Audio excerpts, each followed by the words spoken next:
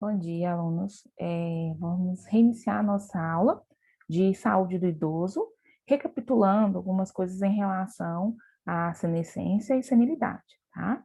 Então, volto a falar, eu orientar vocês o seguinte: a senescência é o processo de envelhecimento saudável, né? Onde o idoso, ele sofre as progressões da falência sua orgânica, diminuição de elasticidade da pele, perda de colágeno, diminuição de movimentação, rigidez muscular, a rigidez óssea e de articular, né?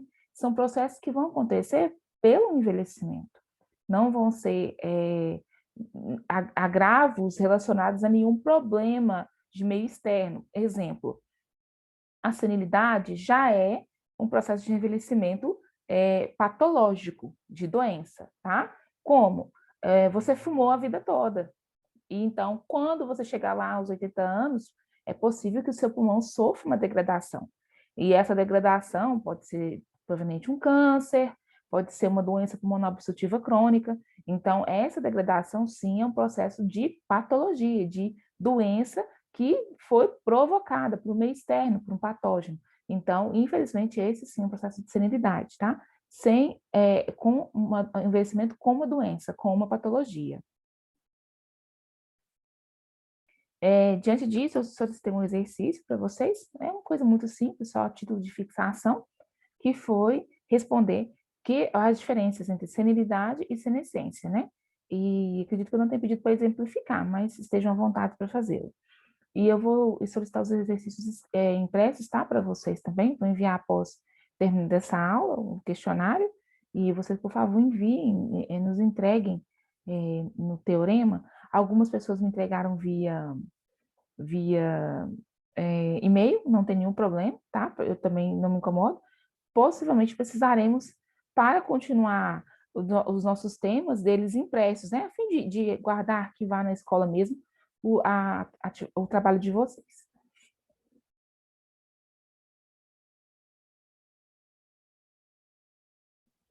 Tá? Então, deixa eu só conferir se esse é isso. Qual que é o papel da sociedade, né, na questão de envelhecimento do idoso? Eu enviei, se não me engano, a apostila para vocês, de saúde do idoso. E lá a gente tem escrito, né, referenciado algumas leis que foram criadas para a proteção desse idoso, para garantir que o direito dele seja cumprido. Nós sabemos claramente que algumas questões exigem que sejam feitas leis para cumprimento, porque a gente tem uma sociedade que às vezes não se importa tanto com aquele que não é tão útil mais, com aquele que não tem uma função delimitada na sociedade, tá? Então, essa formulação de lei surgiu lá de 1984, com a criação do SUS, né, com a criação do Sistema Único de Saúde, né, garantia de saúde do governo federal para nós, né, do Estado, da federação para nós brasileiros. Essas leis iniciaram ali, quando a gente disse assim que é dever do Estado garantir a saúde, é dever da federação, né, de garantir a saúde para todas as pessoas. Então, a gente começa ali com a criação de políticas públicas. E existem algumas que são específicas para o idoso, como existem algumas que são específicas para a criança, né? E a gente se vale delas nesse processo, nessa necessidade de aplicar quando não está sendo respeitado o direito de saúde dessa pessoa idosa, como um indivíduo normal, como eu, jovem adulto, tenho direito à saúde, como a grávida tem direito à saúde, gestante, né? Como qualquer pessoa. E essas leis, então, elas têm a mesma função de promover, prevenir e tratar a saúde do idoso, tá? Dentro dessas leis, lá na criação do PSF, do ESF, né, Estratégia de Saúde de Família, nós temos também a abordagem dessa unidade de saúde da família na aplicação da lei. Por quê que a gente enfatiza, nesse caso, a estratégia de saúde da família? Nós sabemos que os idosos, a maioria deles está restrito ao lar, não restrito a leito, tá? Restrito ao lar. Por quê? Com o processo de envelhecimento, o idoso apresenta dificuldade para caminhar, para andar, né? Então ele vai se restringindo às tarefas cotidianas que ele consegue ao lar, ele sai menos, ele viaja menos. Então, quem é que faz na maioria das vezes, a visita a esse idoso, o atendimento a esse idoso, às unidades de saúde da família, que estão em loco, né? Que estão na região de moradia desse idoso. Por isso, elas têm essa importância na identificação desse processo de cumprimento de lei, de prevenção da saúde do idoso, né? De promoção da saúde dele e tratamento da pessoa idosa. A figura mais comum para esse idoso é o agente comunitário de saúde, o ACS, porque ele faz as visitas domiciliares é, é, mensalmente. Então, eles têm esse contato com a família e com o idoso nas visitas domiciliares. Porém, em algumas situações, por exemplo, o idoso foi acometido de alguma lesão. Então, desce o ACS, um agente comunitário de saúde, e também o técnico de enfermagem para fazer um curativo, ou o próprio enfermeiro. Então, a gente tem, assim, uma porta de entrada para a casa desse idoso. E lembrando que nós, enquanto profissionais da área de saúde, mesmo que em hospitais, ou nessa ação pré-hospitalar, que é a unidade de saúde da família, ou até mesmo em clínicas, nós não podemos deixar de observar o seguinte: os idosos, gente, eles podem sofrer maus tratos. E, às vezes, o profissional da saúde é que vai fazer a identificação desses maus tratos. Quando o idoso chega para você no PSF, ou quando você vai visitá-lo, e você observa muitas lesões, o idoso fica roxo, né, com equimose facilmente, você pode suspeitar que alguma coisa esteja acontecendo. Aí o familiar diz para você, não, ele cai muito. Opa, então já é um sinal de alerta. Por que esse idoso cai muito? Ele é um idoso frágil? É um idoso que precisa ser acompanhado periodicamente? Ele está caindo muito porque o problema de visão dele agravou? Ou ele está caindo muito porque está sendo empurrado? Porque às vezes está sendo agredido? Então a gente tem esse papel de observar também a questão do ambiente como um todo do idoso. Eu vou abordar isso futuramente, tá? Quando a gente estiver avaliando a caderneta do idoso, mas nós temos esse papel de observar como um todo. Eu não vou lá verificar se o idoso está tomando a medicação apenas, se ele está verificando a pressão continuamente, não. Eu vou verificar se o ambiente em que ele se insere está sendo um ambiente propício para o seu envelhecimento saudável, tá bom? A gente tem os serviços de referência de assistência social, que são o CRES, eles costumam ser inseridos também a nível local, próximos à unidade de saúde da família, com uma área de abrangência, né? Por quê? Porque quando você identifica maus tratos, você pode referenciar para o CREAS. Eles vão fazer uma investigação, uma abordagem dessa família e verificar se ali realmente existem maus tratos. Ou também se essa família está em risco, está em vulnerabilidade social, econômica. A família está passando necessidade, porque o curador da família, o protetor da família, o responsável, está em vulnerabilidade. Suponhamos que o responsável da família seja esse idoso. Esse idoso se encontra no momento acamado, hospitalizado, então aquela família não tem a fonte de renda, de alimentação, então ela está em risco de vulnerabilidade social e econômica, em risco de desnutrição. Suponhamos que o pai de família que sustenta agora nessa condição um idoso acamado também perde seu emprego ou venha a falecer.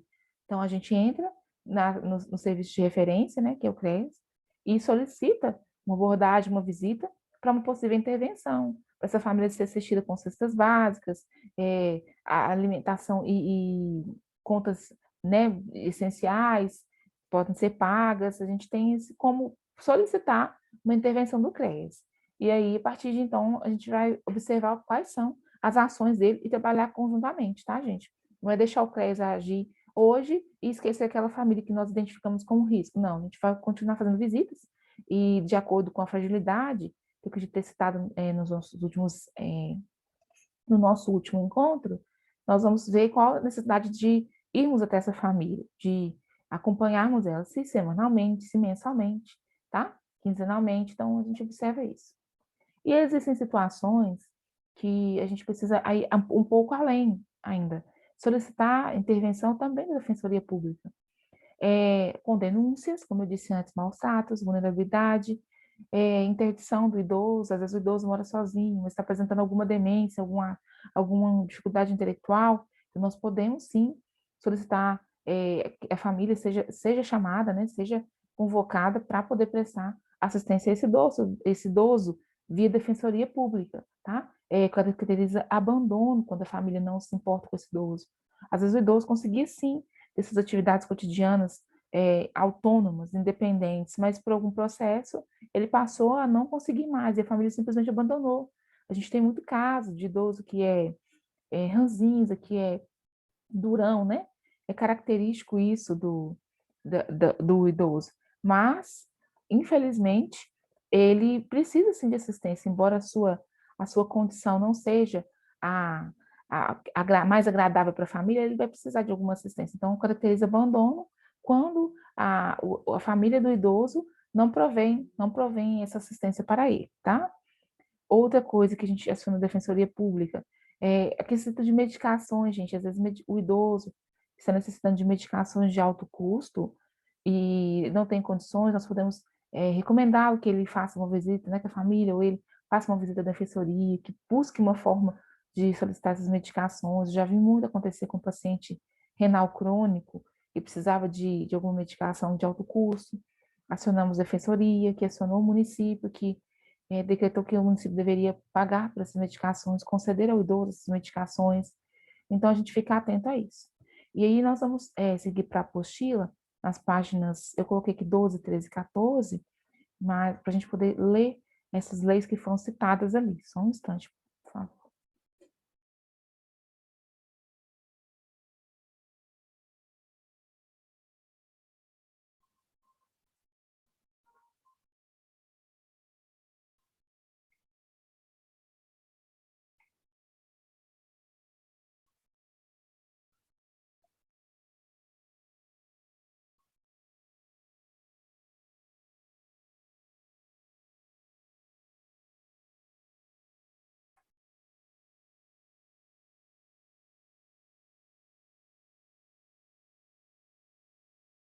Abrindo aqui.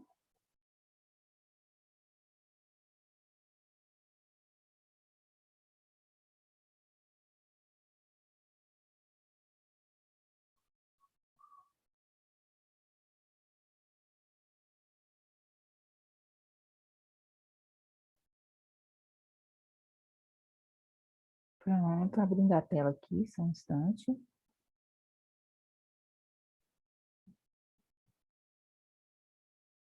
Então, a gente tem aqui essa apostila, alguém me solicitou, eu enviei por WhatsApp, mas eu acredito que todos vocês já possuam, né? Já estejam de posse dessa apostila.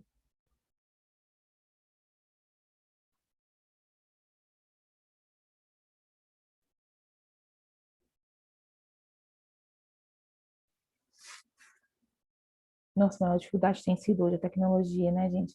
É um aliado, mas também se torna uma, como que eu falo? Uma, um obstáculo, não é um obstáculo a palavra, mas que nós temos que vencer, né? Que enfrentar também, que reinventarmos. Pode ser um ponto facilitador, mas um dificultador também. Então, na unidade 2, a gente vai abordar a atenção da pessoa idosa, né? Desculpe, gente, a políticas públicas, né, da pessoa para o idoso. Deixa eu só conferir a página aqui com vocês. Isso mesmo, página 12, tá bom? Página 12. Então, aqui, em 1988, a gente, com a Constituição, né, eu falei em 1984, gente, vocês me perdoem, em 1988, que a saúde passou a ser um direito universal, né? Então, o SUS foi criado, então, a partir dessa lei, e ele garante a participação do Estado, né, da Federação na saúde do idoso e também a participação da comunidade na gestão do Sistema Único de Saúde. A gente tem as normas, né, que figuram isso. Eu acredito nas políticas públicas, quando vocês têm aula, é falado sobre como que é feito os sistemas para criar a NOB e a ANOAS, são entidades, são considerados delegados para poder participar dessa entidade. Esses delegados, eles são pessoas da comunidade, influentes ou não, mas que têm um interesse em estar participando de reuniões, e nessas reuniões são abordadas as necessidades da comunidade como um todo, né, das estratégias de saúde da família. São situações que são aplicadas no município de uma forma geral.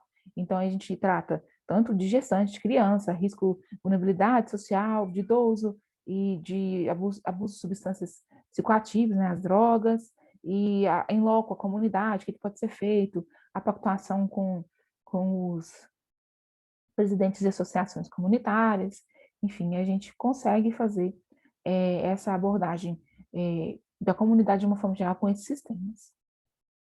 E falando aqui, né, que o SUS, ele possui, então, esses princípios de diretrizes, né, que são a descentralização, a gente, então, tira a centralização do poder apenas da federação e distribui aos municípios, distribui as federações, de uma forma geral, aos estados. Então, a gente consegue colocar o poder não só concentrado na federação, mas nos municípios e nos estados. Por que isso é importante?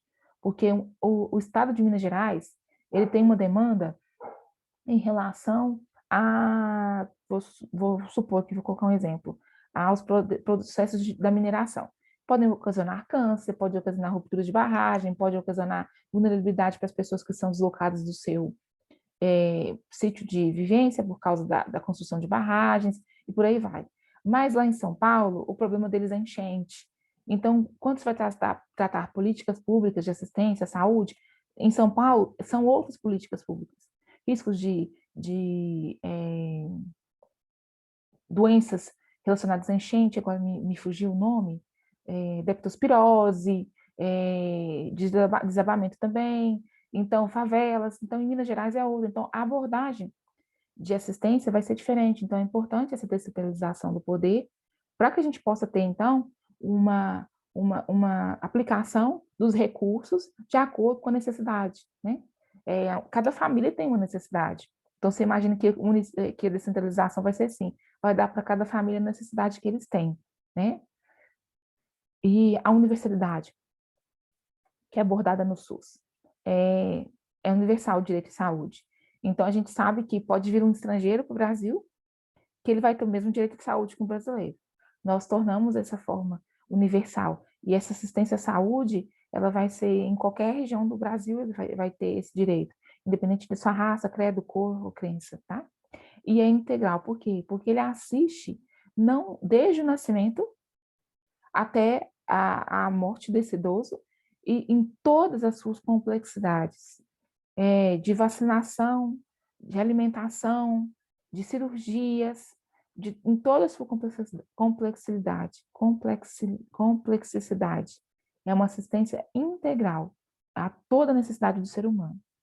A equidade, como eu disse, o SUS equipara, tá? Independente de ser raça, credo, cor, aquisição, rico ou pobre, o SUS é para todos, né? Ele vai estar nos colocando em formas de igualdade para atendimento, tá? Independente de classe social. E o controle social, que é quando a gente avalia os riscos e as necessidades de cada classe social. A classe menos favorecida, né? Classe média, classe alta. E essa organização, ela é feita de acordo com os territórios, então, para facilitar a solucionar os problemas, as necessidades das pessoas no serviço de saúde.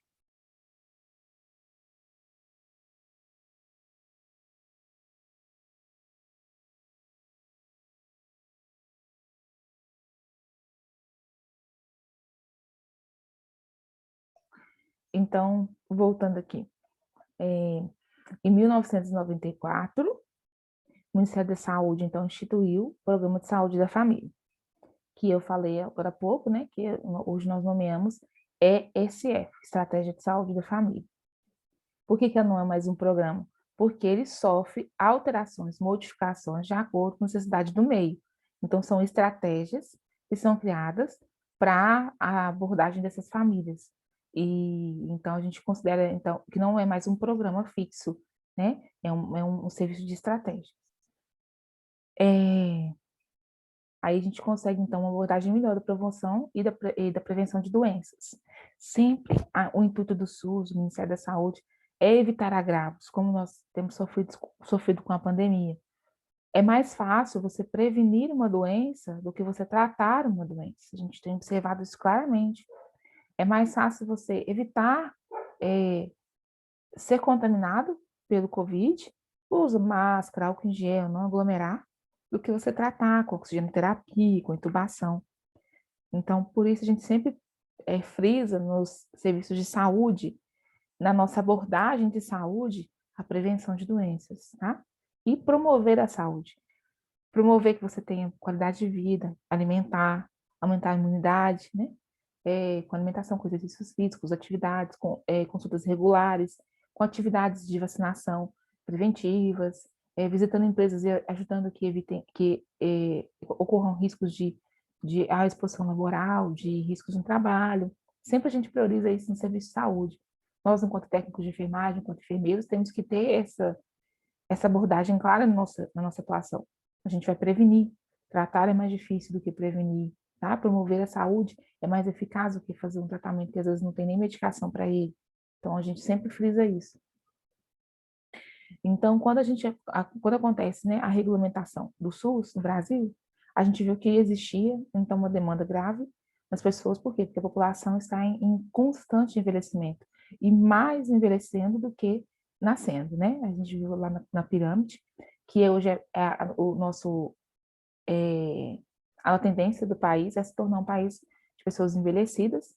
A natalidade está diminuindo, a taxa de natalidade está diminuindo, os brasileiros são cada vez mais ocupados, desculpem, mais preocupados com o trabalho, com o estudo, então estão tendo menos filhos, até para facilitar mesmo a criação, entre aspas, a conforto, qualidade de vida para essas crianças. Desculpem. Então, é por isso que é feito essa observação. Então, a gente precisava fazer políticas que voltassem, então, para prevenir qualquer agravo nesse tipo de conduta do brasileiro, né? Para ajudar que exista aí um processo de envelhecimento que seja tranquilo para ambos, tá? Então, a Política Nacional do Idoso surgiu em 1994 e ela só foi regulamentada, passou a valer de fato em 1996, tá? Tá recente, tá vendo? Quantos anos nós temos idosos aqui? Então, ela assegura os direitos sociais da pessoa idosa. Sociais, gente. Ir e vir. Vocês com certeza já ouviram falar que era muito atuante antes da pandemia. Os centros sociais do idoso, né? Os forrozinhos para o idoso, são atividades sociais, de convívio social, de relacionamento social dos idosos. Também criou condições para promover a autonomia do idoso, integração e participação efetiva na sociedade. A gente tem políticas dentro dessa assistência nacional aqui do idoso que promulgam a contratação do idoso no mercado de trabalho. A empresa recebe insídios, diminuição fiscal, diminuição fiscal, diminuição de impostos, né? É a mesma coisa, para que contrate-se idosos. Então, a gente já tem políticas voltando para tratar esse idoso que é autônomo, integrando ele no ambiente, no meio de trabalho, mesmo depois da aposentadoria. Né? A lei foi modificada para que o idoso possa ser contratado após a aposentadoria por idade, por exemplo. Por invalidez, não, porque se constata que o idoso está doente a ponto de não poder se aposentar por invalidez, eu não posso contratá-lo. Mas por tempo de idade, por tempo de trabalho, e ele pode acumular essas aposentadorias e continuar trabalhando. A empresa tem algumas facilidades para poder fazer essa contratação. Então, a gente faz isso, reafirmando o direito dos idosos à saúde, tá? Em 1999, foi anunciada a Política Nacional de Saúde do Idoso, né? Importantíssimo isso para a gente. O Ministério da Saúde, ele readequou, elaborou novamente os planos, projetos e atividades dos idosos, esses sendo totalmente gerados nas diretrizes do SUS, tá? E com as responsabilidades que foram bem declaradas, delimitadas pelas diretrizes do SUS, mas agora de uma forma mais clara para o idoso. Vocês vão observar, só em 2006 a gente observa a caderneta de saúde do idoso, mas ali eles conseguiram fazer um resumo dessas diretrizes, dessas responsabilidades que são dos estados, dos municípios, nos planos e projetos que visam melhorar a saúde do idoso, que visam promover a saúde do idoso. E o que a gente conseguiu nessa readequação dos planos do Ministério da Saúde? Observar, então, agora o problema que era muito grave no idoso e que a gente estava sendo omisso, né, omitido. Então, a gente avalia a capacidade funcional do idoso, a perda das habilidades físicas dele, mentais, né? E também se ele consegue ter suas atividades básicas diárias bem realizadas, se ele consegue autonomia e independência para realizar essas atividades. Lá em 2002, foram instituídas as redes estaduais de assistência de saúde do idoso. Aí agora sim, nós temos então a nível estadual, cada estado tem o seu, essa rede de assistência do idoso, tá? Aí a gente tem um centro de referência de idoso, e todo município tem, e é cadastrado o idoso nesse centro de referência, e a gente vai acompanhando a situação desse idoso. Em 2003, foi criado o Estatuto do Idoso, então em 2003, ainda que foi criado o Estatuto do Idoso. E as pessoas que defendem, né, os idosos tiveram participação efetiva nisso. Esse estatuto, gente, ele faz de encontro às necessidades específicas do idoso. Vou dar um exemplo para vocês. A gente tem o Estatuto da Criança, são ações específicas para a criança, de abandono, de maltrato, de direito à escola, de direito a ter uma família estruturada, tá? Do idoso também, a não estar vulnerável, a ser acompanhado no seu estado de saúde, a ter seu direito de vacinas e por aí vai. Então, o Estatuto, ele ampliou esse atendimento ao idoso de forma específica, né? E aí a gente consegue, então, como eu disse, acionar esses outros conselhos, o CRES, que eu citei anteriormente, a Defensoria Pública, quando esse estatuto não está sendo cumprido. Em 2006, foi publicado o Pacto de Saúde, que contempla o Pacto pela Vida, né? Nesse documento, o idoso aparece como uma das 6 prioridades pactuadas, tá? Nas esferas do governo. Então, agora sim, o idoso faz parte de uma preocupação do governo, de uma forma geral, pactuada, né, específica. Então, a principal finalidade da Política Nacional de Saúde é recuperar, manter e promover a autonomia e independência dos indivíduos idosos. As medidas que vão ser tomadas são coletivas. Qual é uma medida coletiva? A vacinação é uma medida coletiva de proteção à saúde da vida do idoso. Os eventos que aconteciam na assistência social, fisioterapia coletiva, dança, são medidas coletivas, algumas simples, outras mais complexas, mas são medidas coletivas. E individuais de saúde, como eu disse, individuais. Às vezes o idoso vai precisar de cirurgia, de atendimento fonoaudiólogo, né, de um cardiologista, são medidas individuais também. E a gente observa, então, a necessidade de cada um do idoso, coletivamente ou individualmente. Seguindo sempre as diretrizes do Sistema Único de Saúde, tá? E aí a gente considerou aqui no Brasil, então, que as brasileiras que estão com idade de 60 anos ou mais, que vão ser pactuados, vão ser contemplados por essas medidas, tá? Então, aqui, como eu disse, a gente vinha para o apostila para ler, essas leis são as mais importantes, leis e portarias mais importantes que se regem essa política de atenção ao idoso, tá? Então, aqui a Lei Política Nacional do Idoso, que você tem um pouquinho, Política Nacional do Idoso, atualizada em 1999, a portaria, né? As normas para cadastramento do centro de referência, organização e implementação de rede estadual de assistência do idoso, assistência do portador de doença de Alzheimer, que ó, isso aqui são políticas públicas específicas para o idoso, ó, é para quem tem Alzheimer. Então, o portador de Alzheimer vai ter ali um protocolo com a medicação específica, que é considerada mais eficaz, vai ter um protocolo que essa medicação seja fornecida pelo SUS. Então, são ações específicas, individuais para cada idoso, né? A gente tem assistência domiciliar geriátrica. O que é isso? Contempla que ele receba visita domiciliar, quando necessário, por médicos, por enfermeiros, por fonoaudiólogos, nutricionistas. Infelizmente, alguns municípios não possuem isso. Por quê? Porque em alguns PSFs a gente não tem nem contratação de fisioterapeuta, né? Então, como que a gente vai poder promover essa assistência domiciliar multidisciplinar? Então, às vezes vai só o médico, o enfermeiro, o técnico e o agente de saúde mesmo. Mas ele tem direito aqui, tá? Coordenadoria de atenção ao idoso. Aí foi criado, então, o Estatuto do Idoso, a lei que regulamenta o Estatuto do Idoso, é a lei número 10.741.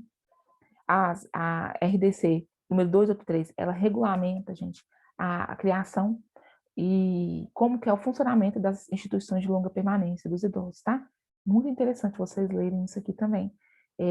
Tudo tem, a gente tem acesso pela internet, para fazer uma ampla leitura, né? E dessa RDC, vocês vão entender como é que é o funcionamento do asilo, como que deve ser. A gente chama de asilo, mas, na verdade, o nome é Instituição de Longa Permanência para Idosos. Ele tem que ser uma residência. É muito interessante a gente conhecer isso. Então, políticas públicas de relevância para a saúde do idoso, da pessoa idosa, no SUS, tá? A gente viu que está sendo formulado isso em 1988, 1989 agora. O Ministério da Saúde já tornou normas, fez normas, o funcionamento das instituições destinadas para o atendimento ao idoso, tá? Então, nessa instituição, foi incluído os procedimentos de atendimento a pacientes sob cuidados prolongados, de internação em regime de hospital, dia geriátrico. O que que significa isso? Ele passa durante o dia, né, uma porção, uma parte do dia ali, uma internação. E também o caso da internação é domiciliar do idoso, com uma equipe hospitalar. Então, a gente tem isso. O que acontece? Funciona muito bem em plano de saúde, por exemplo. A gente tem essa condição do plano de saúde, a gente vê que o idoso, quando ele é hospitalizado no domicílio, ele tem essa equipe hospitalar, enfermeiro, técnico, médico, uma UTI em casa, se for necessário. Mas, quando se trata do Sistema Único de Saúde, não tem um bom funcionamento. A gente tem que ver pessoas lutando para ter um oxigênio em casa, quando o idoso tem um problema pulmonar que demanda oxigênio, via SUS, né? Quase praticamente que não acontece. Muitas vezes são vias de justiça, de acionamento da justiça, que a gente percebe que para o idoso receber esses cuidados, precisa acionar a justiça. Infelizmente, viu, gente? Infelizmente. Mas ele tornou esse processo obrigatório aos hospitais públicos, né? Que tenham, então, o idoso possa ter um acompanhante quando ele não tem essa situação de hospitalização domiciliar, que ele tenha um acompanhante no hospital e que isso seja direito dele, acima de 60 anos. Porque até então não era obrigatório, mas agora é obrigatório. Seja familiar, seja alguém contratado pelo familiar, mas agora é obrigatório que esse idoso tenha esse acompanhante para auxiliá-lo no serviço de hospitalização. No domicílio, às vezes a gente consegue pelo SUS visitas do PSF, de segunda a sexta. E no final de semana, a família, infelizmente, pode apresentar alguma dificuldade. E o interessante é nós capacitarmos as famílias, capacitarmos as pessoas para poder fazer esse atendimento. Vocês, técnicos de enfermagem, podem capacitar o cuidador domiciliar, auxiliar na troca de fralda, como fazer um cuidado do curativo para que ele não se contamine durante o processo de banho, né? Vocês podem orientar essas famílias para a gente poder ter esse atendimento mais efetivo, né? Estratégia de saúde da família, quando esse idoso está em domicílio, tá? E não tem um acompanhamento efetivo de uma equipe multidisciplinar. Então, nessa política nacional de saúde do idoso, a gente tem algumas diretrizes, né, que são, então, todas regidas pela promoção da saúde do idoso, do envelhecimento saudável. Manter a autonomia do idoso, a capacidade funcional. O que significa isso? Gente, vou dar um exemplo tranquilinho aqui para vocês compreenderem. O idoso consegue alimentar-se sozinho? O idoso consegue tomar banho sozinho? Só que demora, né? Vou colocar assim, demora. Aí, o que algumas famílias fazem? Nossa, Deus, o pai tá demorando para comer, deixa eu dar na boca dele que é mais rápido, e porque eu tenho outras coisas para fazer. Isso você está tirando a autonomia do idoso. A gente está tirando a autonomia dele, ele consegue fazer aquele processo sozinho. É um pouco demorado, é um pouco lento, mas ele tem autonomia para fazer. Então, a gente tem que deixar que ele consiga, que a mente dele consegue processar funcionalmente, que ele consegue levar a colher à boca, alimentar, tomar o seu banho. Então, a gente deixa que ele tenha autonomia. O que nós podemos fazer? Colocar um ambiente seguro, condicionar numa mesa confortável, onde esteja na altura, que ele consiga levar os braços até a boca, até o prato sem dificuldade, colocar proteções no banheiro para que ele consiga tomar esse banho com mais facilidade, pode até colocar uma cadeira de banho para que ele se assente durante o processo de banho, para risco de queda, mas nunca tirar a autonomia dele funcional. Ele está conseguindo, ele tem a mente sã para isso, então a gente promove essa autonomia, mantém essa autonomia dele. Então, a assistência às necessidades dele, né? Tem idosos, a gente sabe, que tem um problema de próstata nos homens, incontinência urinária por queda de assoalho pélvico, né? Que a gente chama de de bexiga caída nas mulheres, múltiplos partos normais podem provocar isso. Então, alguns idosos, eles têm algumas necessidades específicas. Por exemplo, às vezes a gente quer colocar, o idoso pode usar um absorvente durante o dia, um absorvente geriátrico, né? Para uma incontinência urinária. A gente não precisa colocar esse idoso com fralda para facilitar o processo para nós. Não, se ele consegue, em alguns momentos, solicitar uma marreco, uma comadre, ir até o banheiro, então não precisa estar de fralda dioturnamente. Ele pode usar só um absorvente, a gente remover, pai, vamos no banheiro, mãe, banheiro, vamos tentar fazer xixi, né? E quando não consegue-se uma melhora desses quadros, estou dando um exemplo, com cirurgia, a gente não precisa simplesmente deixá-lo à margem, no que eu falo, limitar esse idoso.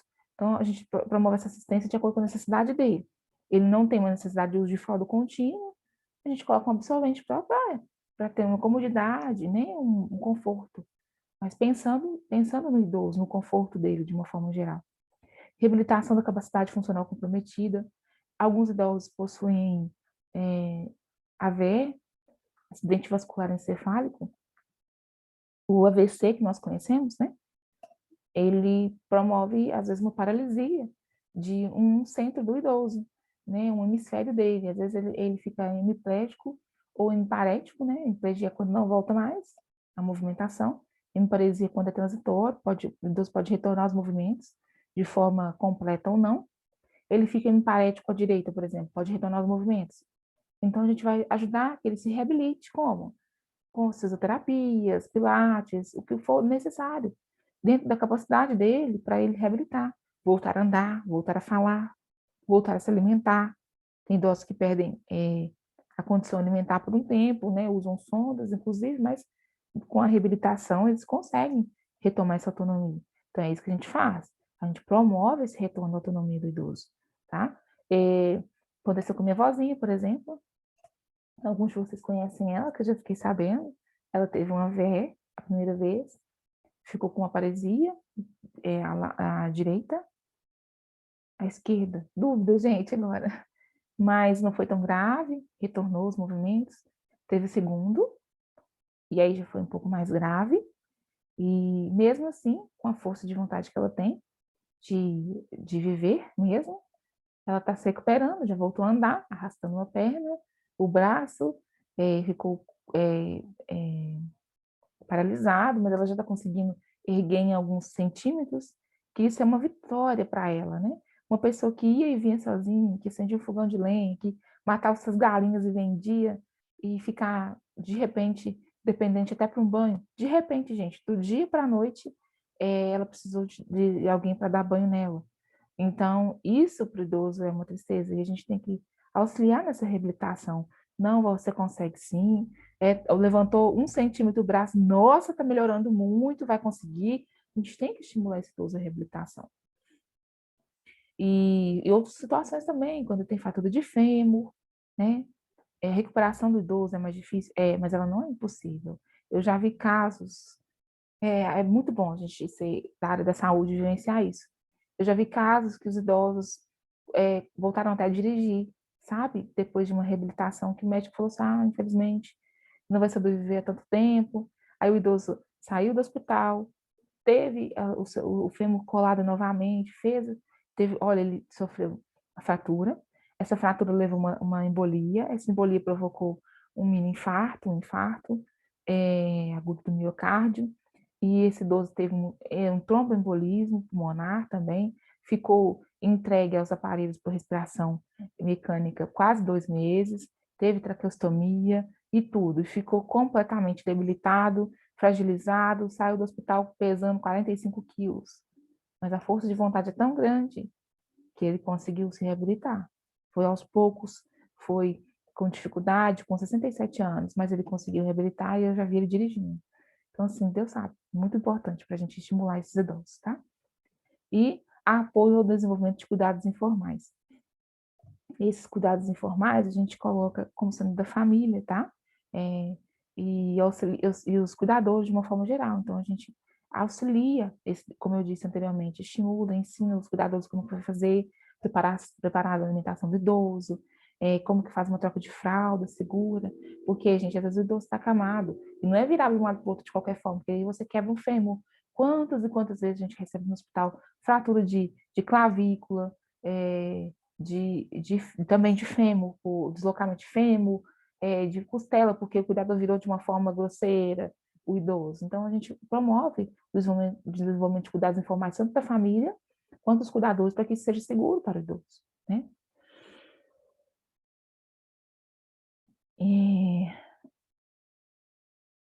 Então, a gente vê que em 2012 que o Ministério da Saúde criou, né, as redes que são compostas por hospitais gerais e centros de referência para oferecer internação hospitalar e atendimento ambulatorial especializado, tá? E hospital dia e assistência domiciliar também, uma referência para a rede de saúde do idoso. Vale lembrar o seguinte, que não tem essa funcionalidade em todos os municípios, onde realmente existe recurso para tal, tá? Tanto recurso de verba, quanto outros tipos de recurso. Físico, por exemplo, a criação de centros que tenham esse suporte para o idoso, tá? É isso que a gente observa. Eu vou parar por aqui e vou dar continuidade à nossa próxima aula, então na página 13, tá bom?